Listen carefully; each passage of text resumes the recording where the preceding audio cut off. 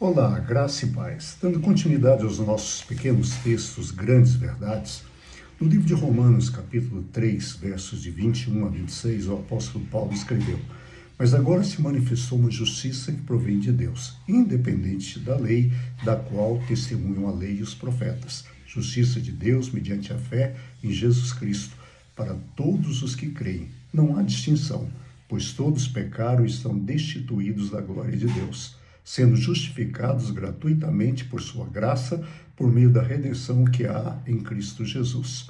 Deus o ofereceu como sacrifício para a propiciação mediante a fé pelo seu sangue, demonstrando a sua justiça. Em sua tolerância, havia deixado impunes os pecados anteriormente cometidos, mas no presente demonstrou a sua justiça a fim de ser justo e justificador daquele que tem fé em Jesus.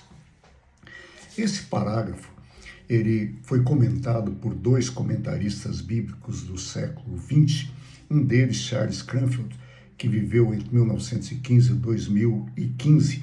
Charles Cranfield ele escreveu um ótimo comentário sobre o livro de Romanos em inglês, e ele diz o seguinte, que esse parágrafo é o centro e o cerne do livro de Romanos. Aqui está toda a síntese do livro de Romanos. Já um outro especialista em Novo Testamento, também do século XX, viveu entre 1914 e 2006, chamado Leon Morris, ele disse que esse é o mais importante parágrafo escrito em toda a Bíblia.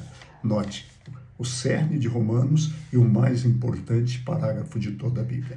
E nesse texto, nesse parágrafo, Paulo explora o argumento de que a lei é impotente para justificar o pecador. A lei define o que é pecado, ou seja, não há transgressão se ela não for definida em lei, ela então define o que é errado, mas quem o infringe, ela não tem como absorver. Ou seja, se existem 10 mandamentos, você obedece 9 e desobedece 1, você não receberá estrelinhas pelos 9 que você cumpriu. Você será punido pelo 1 que você errou.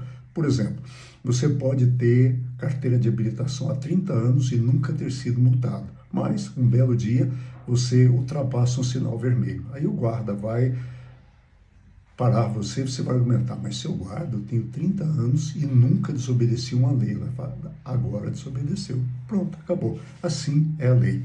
E é interessante vermos que só através de Jesus nós recebemos a justiça de Deus, porque Jesus é a justiça de Deus.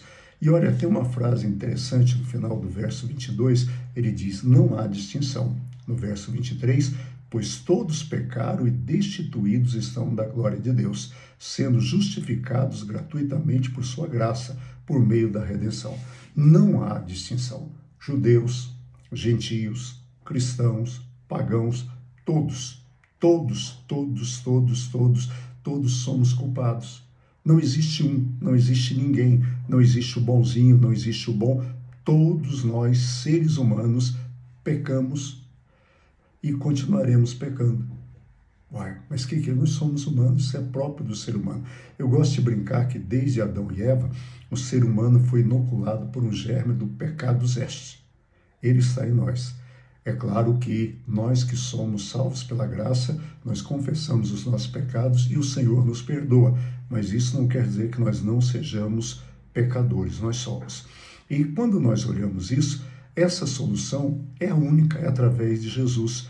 Em Jesus, nós recebemos a justificação pela graça através de Cristo. Note que Jesus é justo, Ele é justo. Ele imputa a sua justiça a nós, por isso nós somos justificados. E por que Ele nos imputa essa justiça? Porque Ele é o nosso Redentor. O Redentor é alguém que paga um preço pela redenção. E Jesus pagou com a sua vida. Jesus pagou com a vida. Paulo diz que o salário do pecado é a morte, mas o dom gratuito de Deus é a vida eterna. Nós merecemos morrer, mas Jesus morreu por nós. Como Ele morreu por nós, nós podemos ter vida. Nós somos justificados pela fé. Então veja que maravilha, que coisa fantástica. Esse Jesus é o nosso Senhor.